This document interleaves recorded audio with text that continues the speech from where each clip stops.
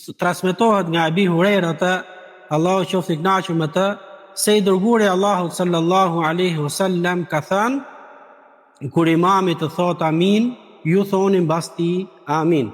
Sepse kur dy aminët bashkohen bashkë, pra amini i imamit dhe amini i melajkeve, ju falen juve gjunahet të cilët kanë kaluar më përpara.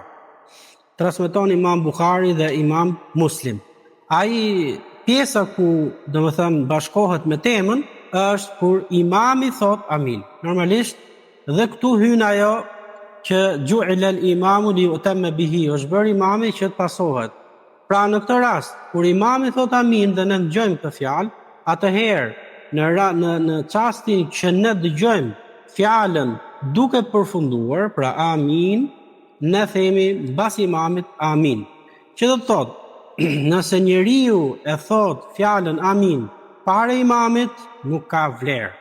Nëse e thot mbas imamit, nuk ka vlerën për të marrë shpërblimin që përmend hadithi i dërguarit Allahu sallallahu alaihi wasallam që thot i falen atij gjunahet e kaluara.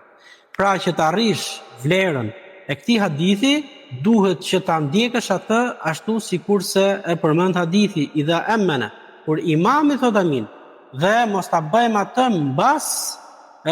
mos ta bëjmë atë përpara imamit. Sa veta janë të pakujdesshëm që i dëgjojmë në namazin ton, kur ata thon amin, kur imami wala dallin, s'ka thënë akoma amin, njerëzit thon amin përpara.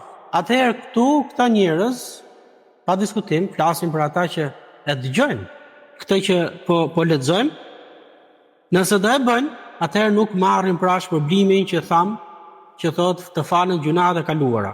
Dhe shumë veta nga ignoranca tregon qartësi që ignoranca është smundje vrasëse, siç e ka thënë poeti arab, që ajo nuk vret, domethënë me armë me kështu, po vret me veprim në këtë rast. Duke mos vepruar atë çka thotë dërguari Allahu sallallahu alaihi wasallam, ti nuk merr atë shpërblim që ka përmend hadithi i dërguarit që të falen gjunahet e kaluara.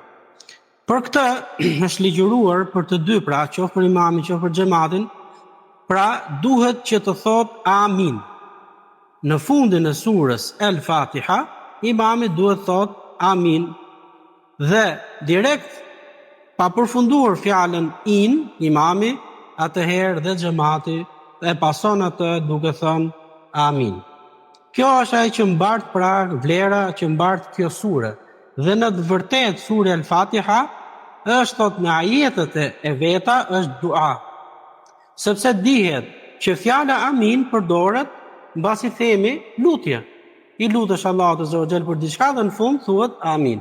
O Allah, përgjigju. Se kjo është amin istajib. Allahumma istajib. Kur thu amin në përkthimin ton është pra o Allah, përgjigju asaj që unë po të kërkoj. Pra në kuptimin e fjalës amin. Dhe në vetvete sura Al-Fatiha është pra dua. Dhe në këtë rast në fundin e saj është pra e ligjëruar që thuhet amin dhe mbas kësaj pra thon të gjithë xhamati amin. Dhe për këtë pra na ka sjell pra si bushra si shpërblim Allahu azza wa jall që të na falen gjunahet e kaluara me një vepër kaq të vogël. Po sa herë neve e bëjmë amin dhe se kemi fare atë përqendrimin se ç'a vlera ka kjo dhe ç'a ndodh me këtë thënie. Sa herë, sa dush.